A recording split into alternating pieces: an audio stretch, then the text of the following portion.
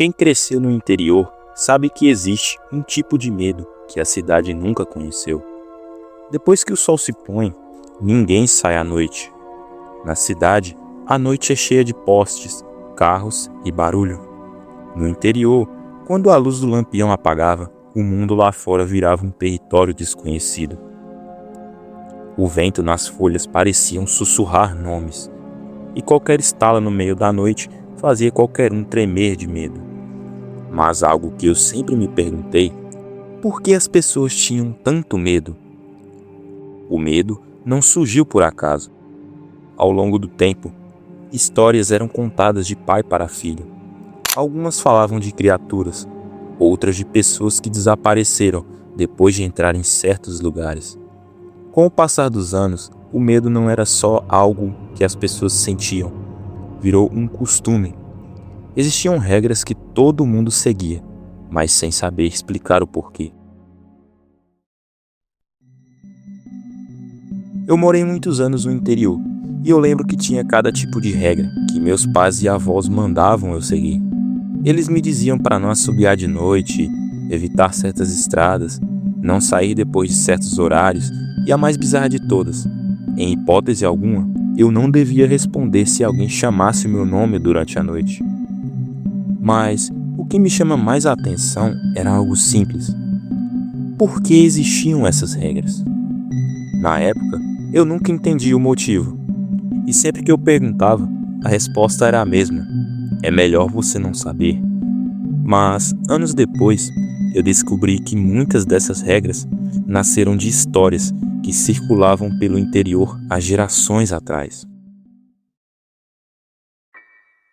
Uma dessas histórias tentava explicar por que, em hipótese alguma, você deveria responder um chamado durante a noite. Eu lembro que ao questionar ao meu avô sobre isso, ele me contou uma das histórias mais bizarras que eu já ouvi. A lenda do gritador.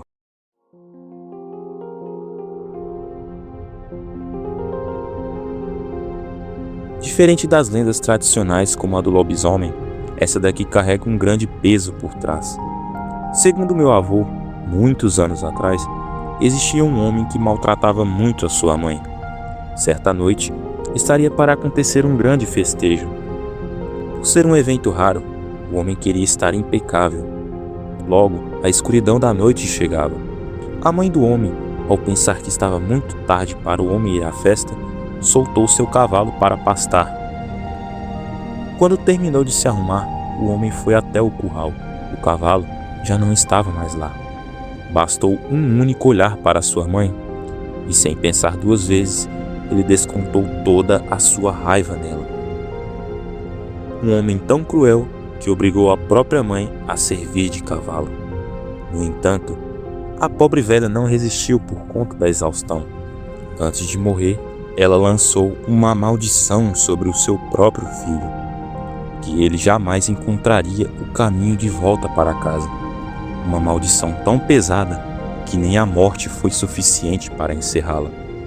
Desde então, ele vaga pelas estradas do interior, procurando por um caminho que jamais encontrará.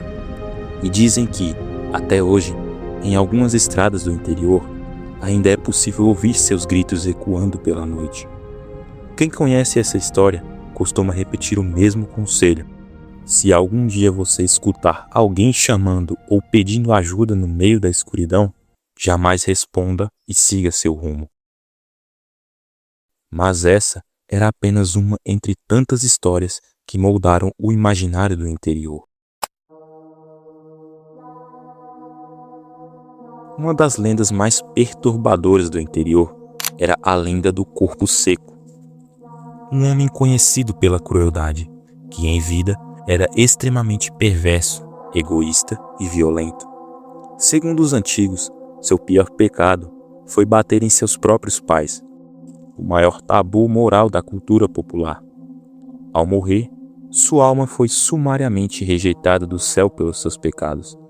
O peso de seus pecados foi tão grande a ponto de assustar até o próprio diabo, considerando-o ruim demais até para os padrões infernais.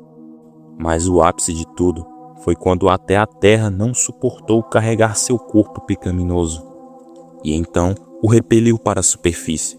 Sem decomposição e sem descanso, a carne secou sobre os ossos, o transformando em uma criatura mumificada, que até hoje vive perambulando por estradas de terra e cemitérios, esperando por viajantes desavisados, pronto para atacar.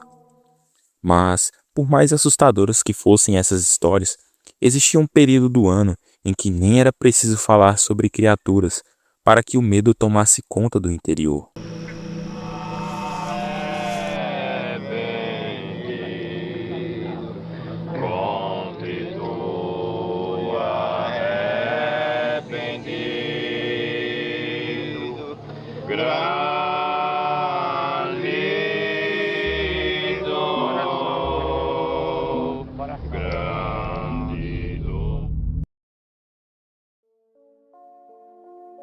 E esse período era a Quaresma.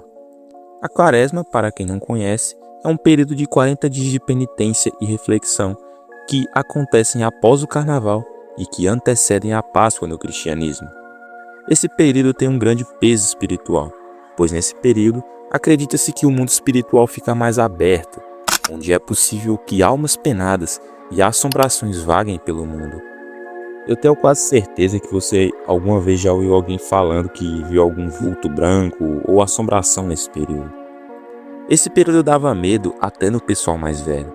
Eu lembro que nesse período ninguém saía de casa durante a noite. O negócio era tão bizarro que a minha avó colocava um balde pra gente mijar dentro de casa, para ninguém sair durante a noite, pois o banheiro era separado da casa. Mas talvez nenhuma dessas histórias possa ser provada.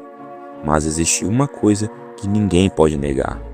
Durante décadas, elas mudaram a forma como milhares de pessoas viviam no interior do Brasil.